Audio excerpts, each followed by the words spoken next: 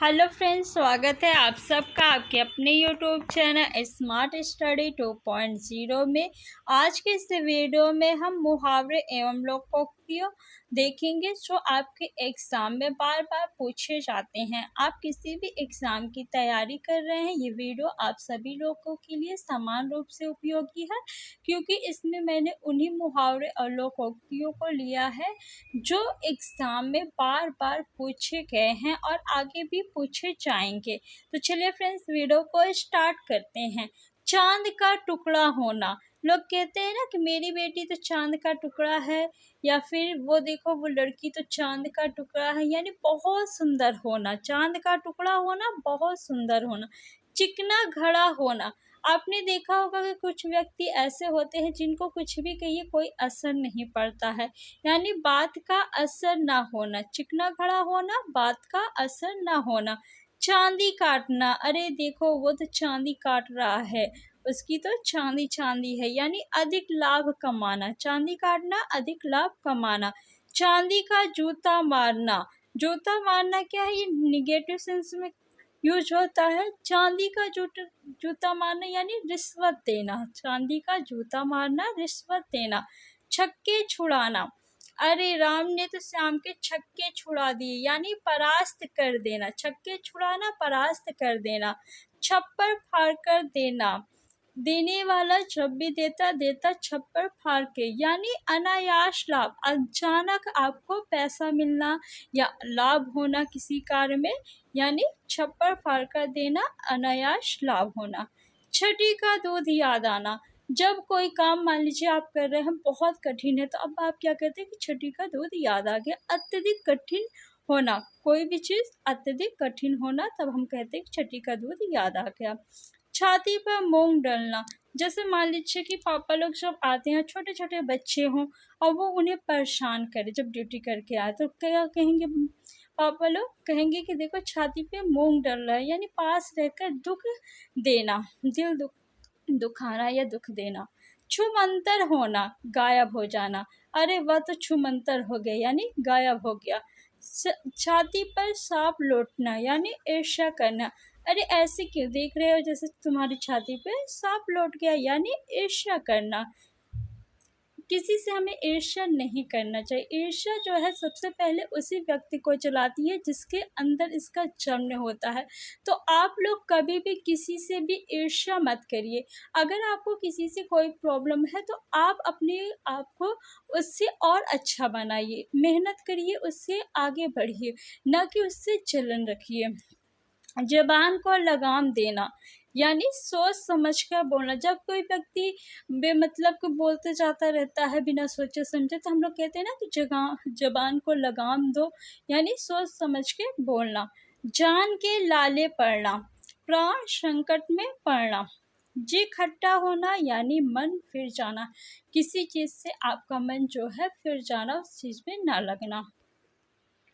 जमीन पर पैर न रखना, अहंकार होना।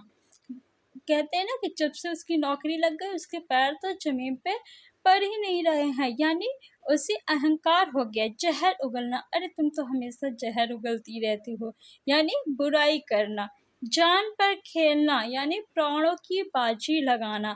टेढ़ी खीर होना। अरे यह काम तो बहुत टेढ़ी खीर है, यानी कठिन कार्य। टांग अड़ाना। अरे तुम तो हमेशा हर काम में टांग लड़ाते रहते हो, यानी दखल देना। टांग अड़ाना, दखल देना। टे बोल जाना। अरे वह तो टे बोल गया, यानी मर जाना। ठकुर सुहाती कहना, यानी खुशामद करना। डकार जाना, यानी हड़प लेना। अरे उसने तो मेरा पैसा डकार लिया, यानी हड़प लिया। डोल की पोल होना, यानी खोखला होना। डोल की पोल होना, खोखला होना। तीन तेरा होना, यानी बिखर जाना। तीन क्या हो गया, तेरा हो गया, यानी बिखर गया। तलवार के घाट उतारना, मार डालना। अरे उसने तो युद्ध में अपने दुश्मनों को तलवार के घाट उतार दिया, यानी मार डाला। थाली का बैगन होना, यानी जो एक जगह न टिके, कभी इधर कभी उधर, यानी सिद्धांतहीन होना। दांत काटी रोटी होना, यानी गहरी दोस्ती, इतनी ज़्यादा गहरी दोस्ती कि एक ही रोटी दोनों लोग खा ले, यानी दांत काटी रोटी गहरी दोस्ती।